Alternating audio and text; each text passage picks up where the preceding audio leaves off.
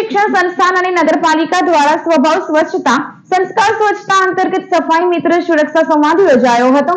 સ્વચ્છતા હી સેવા 2024 અંતર્ગત સ્વચ્છતા પખવાડિયાના ભાગરૂપે જનશિક્ષણ સંસ્થાન ભરૂચ દ્વારા ભરૂચ શહેરી વિસ્તારમાં સેવા આપતા સફાઈ કર્મીઓની સુરક્ષા સલામતી અને ફરજો પ્રત્યે માર્ગદર્શન પૂરું પાડવા માટે ભરૂચ નગરપાલિકાના સંકલનમાં સફાઈ મિત્ર સુરક્ષા સંવાદનું આયોજન કર્યું હતું, જેમાં વક્તા ડોક્ટર નરેન્દ્ર કે પાટડિયાએ માર્ગદર્શન આપી પ્રોત્સાહન પૂરું પાડ્યું હતું।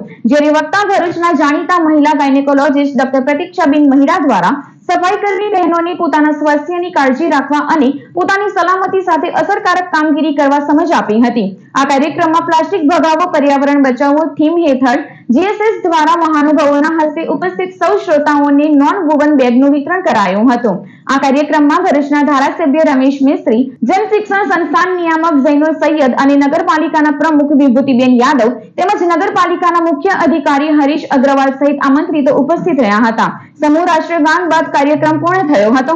ભરૂચ નગરપાલિકા જન શિક્ષણ સંસ્થાન દ્વારા સંયુક્ત રીતે આજે સફાઈ મિત્ર સંવાદ કાર્યક્રમ આપણે આંબેડકર હોલમાં યોજાયો છે।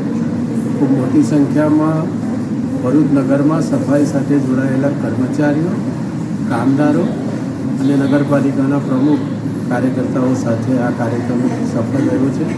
ભારત સરકારના કૌશલ્ય વિકાસ મંત્રાલયના માર્ગદર્શન મુજબ જન શિક્ષણ સંસ્થાન ભરૂચ અને ભરૂચ નગરપાલિકાના સંયુક્ત ઉપક્રમે ભરૂચમાં જે સેવા કર્મીઓ છે નગરપાલિકાના એમના માટેનો એક સફાઈ કર્મી સુરક્ષા સંવાદનો કાર્યક્રમ આદરણીય ધારાસભ્ય શ્રી રમેશભાઈ મિસ્ત્રી સાહેબના પ્રમુખપદે યોજાયો અને એમાં ભરૂચના જેટલા પણ સફાઈ કર્મચારીઓ છે એમણે ભાગ લીધો અને એમને ભરૂચના જાણીતા ટ્રેનર ડોક્ટર નરેન્દ્ર પાટડિયા સાહેબ અને ડોક્ટર પ્રતીક્ષાબેન મહિડા દ્વારા માર્ગદર્શન પૂરું પાડવામાં આવ્યું અને સૌએ પ્લાસ્ટિક ભગાવો પર્યાવરણ બચાવોના ભાગરૂપે નોન વુવન થેલીઓનું વિતરણ કરાયું છે।